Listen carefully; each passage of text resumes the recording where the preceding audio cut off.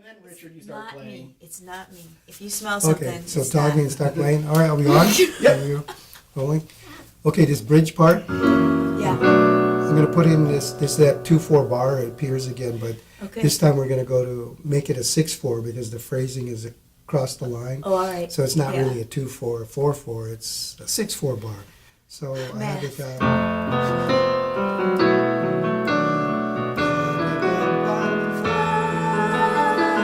And the chorus. Storms rolling in, no telling where it's been.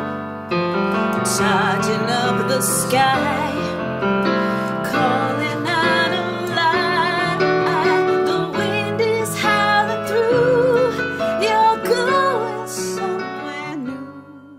My parents were musicians. My mother danced professionally. My dad played trombone. He was in a big band, and all the aunts and uncles, it was just a big family thing. So when you grow up in an environment like that, it's natural that you're going to breathe it, you're going to feel it, you're going to live it. My father is a musician, so he wanted to see what I could do, you know, as soon as he could. So we had this little microphone and he gave it to me and I started singing and he was like, yes, because he knew he had a little musician on his hands. How long can this keep going? My heart is overflowing. Is it okay if I change the melody like that? Just a little bit.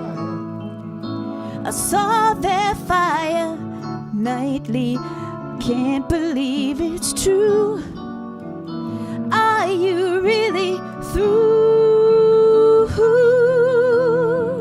Question. Okay, so. The piano was actually, it was just the first instrument I was trained on. And then my uncle played drums, so I had the drum kit. And actually my first professional instrument was the drums. I played in a rock band playing the drums. Piano was not something till I got into later because the rock bands at the time, the organ sound was the thing, and I was never into the organ. I loved listening to it, but I never liked playing it. And so I gravitated to drums. I was able to pick it up. We had a guitar, I was able to pick that up. So I could pick up the instruments, and whatever was available, I could just pick it up. Well, how does this go?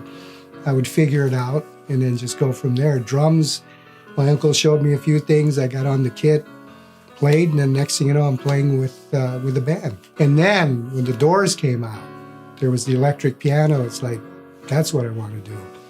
So switched over, but I was already training on the piano, so it was the easiest transition for me.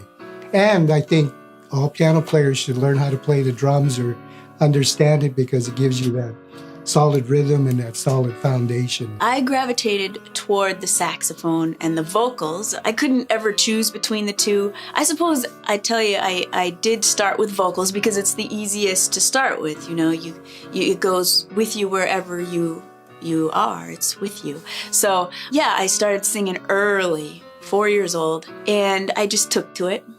My life was a musical. It was annoying, I'm sure, to the people around me, but to me, it was what I did. And then I started taking piano lessons at age 6, and that was good because it was the basics. You know, you learn how to count and read the notes. And then in 6th grade, I got to choose a band instrument, and I was so excited. My father, he wanted me to play the oboe because that's a difficult instrument to play. I have high respect for oboe players. But I just didn't want to play the oboe. I was drawn to the saxophone. It was the shiniest instrument available to us. It had all of the buttons were a little intimidating, but I said nope, saxophone. I want to do saxophone. My dad's like, are you sure the oboe? You know, I'm like, no. Let me just try. I want to try the saxophone, and he's like, okay. But I think he's glad I did now because I'm still doing it. The saxophone is very versatile. And I love jazz so much that it's a jazz instrument. It can also do band and marching band. It can do concert music. It can do classical. So I was lucky because now I've been playing since I was 12. And, you know, I've been through the gamut of musical styles. Saxophone can cover most.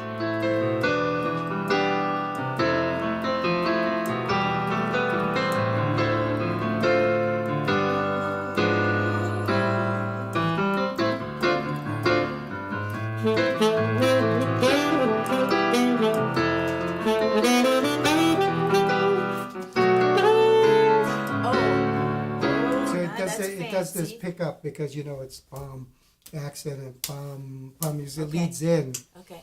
And then that should be interesting if we do this live, because that's what I'm talking about. My whole thing with music, and my mentors all through my career has always told me music is a shared experience.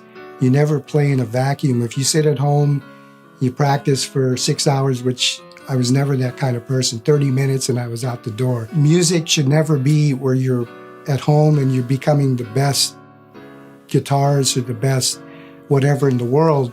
You're meant to share that with people. It's communication with other people. And if you don't go out there and share that, then it's like you're missing half of yourself. And as long as I can remember, I wanted to play. And then some people will tell you, well, you're doing it to show off, or you're doing. No, you're not. It's communication. It's what I do. I feel like I have something to share. And if it brings out the range of emotions in you or the audience, that's what it's about. It's like music makes you feel, whether it's happy, sad, angry, elated, whatever. To me, that's what I do. And if I can elicit that response in you, then we're communicating. I like to take people on a journey. I like to see how they are transported through the song. I look into their eyes and they are into, it takes them. Each song is different. The same song can mean different things to many people. And so when you sing the song or play the song, you know that they're thinking of it as they will, and you're just going with it. You're interpreting it the way you feel the song is, but to them it's something different. And that's cool, that's good.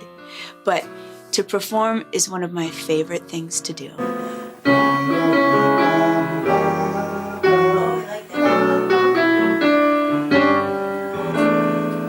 Sense?